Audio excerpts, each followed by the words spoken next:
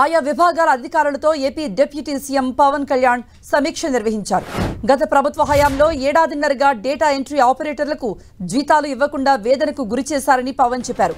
ఒక్కో విభాగం లెక్కలు చూస్తుంటే గత పాలకుల ఆర్థిక అరాచకం ఆందోళన కలిగించింది అన్నారు. బ్లాక్ లిస్టులో ఉన్న కాంట్రాక్టర్లకు పనులు ఎలా అప్పగించారంటూ అధికారులను పవన్ ప్రశ్నించారు. అటువంటి కాంట్రాక్టర్లకు బిల్లులు ఎంత చెల్లించారో నివేదిక ఇవ్వాలంటూ పవన్ ఆదేశించారు.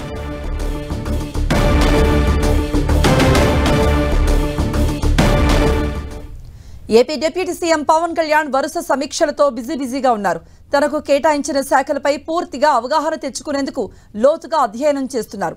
శాఖల స్థితిగతులు, నిధులు, కొత్తగా తీసుకోవాల్సిన నిర్ణయాలపై పవన్ సమీక్షలు చేస్తున్నారు.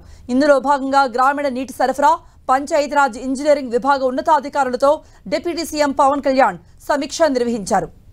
జల్ జీవన్ మిషన్ వంటి కేంద్ర ప్రభుత్వ పథకాల నిధులకు సంబంధించి రాష్ట్ర ప్రభుత్వం మ్యాచింగ్ గ్రాంట్ వివరాలు ఇవ్వాలంటూ AP deputy CM Pawan Kalyan అధికారులను ఆదేశించారు.